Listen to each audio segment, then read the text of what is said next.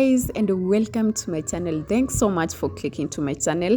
For the new subscribers, thanks a lot. Feel most appreciated and welcomed to this platform. For the returning subscribers, may God bless you all. Today it's a very bright new morning, and as you can see, I'm actually in the farm because I want to go cut a toothbrush, freshen up so that I show you what we are preparing. As you can see, I have my dough. This dough is a mixture of milk, lemon covers or lime covers. I actually grated them, sugar, blue band. Have I mentioned milk? Yeah, milk, sugar, lemon cover, wheat flour. And for my wheat flour, I'm using Ajab self-rising wheat flour. So once you achieve this dough, ensure that for your dough you don't use water. I only used milk. So make sure you invest in milk and you'll definitely achieve this. Something I should mention about preparing mandazi. If you don't know mandazi, I'll definitely show you, or you'll see by the end of the video. Spreading my dough, once you notice it's sticky, just apply some cooking oil. Don't make a mistake of using baking flour. That's what I used to do before, and I used to bake very crunchy mandazis or donuts or anything I'm baking. It used to be crunchy, but nowadays I'm sure you'll love what you're seeing. So in case you don't know how to prepare mandazis, that's what we are doing today. Remember, when it comes to shaping them or cutting them into shape, you do it to the shape that you love. Next thing I will do is to heat up my cooking oil, and the only way to know that your cooking oil is ready is to dip a wooden stick inside the cooking oil. Then once you see some bubbles down there, that tells you that the cooking oil is ready. Look at this. Okay, I feel so good for myself because I used to struggle with mandazis. This is the first set, and within no matter of time, we've prepared our mandazis. So let me show you what we have achieved. Remember, it's in the morning. I'm actually hungry, and I have to do it very fast because I have people to prepare for daily errands. Who can't love this? Look at this, guys. If you love what you're just seeing, give the video a like and leave a comment on the comment section and tell me what you like about today's recipe. Remember, I'm just preparing breakfast. Then because it's very cold, I have already slaughtered a chicken.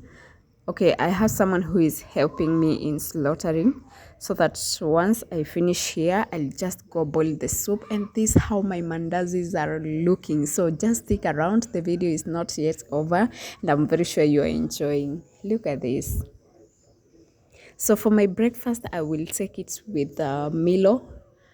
Milo is okay, I'll just show you. Milo ni kitu tu ya kuchanganya chai. Surely, what's Milo? Milo ni kitu tu ya kuchanganya chai. You either use tea leaves, Milo, chocolate, or whatever you use. So nowadays I'm trying to reduce my sugar intake, and for today, as you've seen, I've just fetched a very small pinch of sugar, meaning that's enough for me. Actually, nowadays I want to avoid sugar, so that I try and see if I can take things without sugar, right? Look at this. So for my tea, I have prepared it without milk, because for the mandazis, I prepared them with 2 packets of milk, meaning the milk in the mandazis is enough, because I also don't want much protein in my body, because I don't want to grow that fat.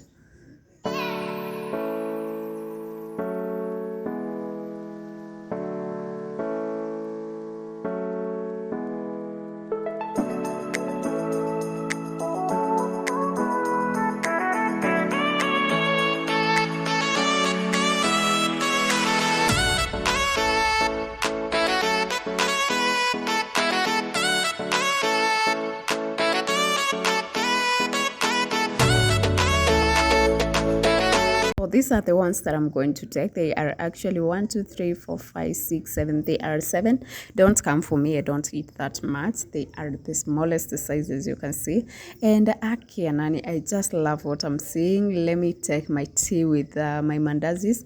And that's a hack for breakfast. Don't keep buying bread. And I don't say bread is bad if you love it. But sometimes you can improvise something and try and change.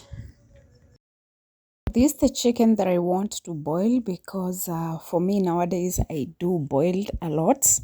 And I want to extract soup number 1 because it's rainy. And before that, let me show you what we use to disinfect our utensils once you've slaughtered your chicken. Remember, sometimes because of the blood, you may experience much flies are all over. So these are the leaves that we use. And for this plant, we call it musomolo. Let me know how you call it in your place, because I know it's very common. By the way, you can use it to cure wounds. If you've been cut by maybe a knife, you can chew the leaves and apply the stew on your, or the extract from on your wound. And also if you have any cut, anything, by the way, it's so good.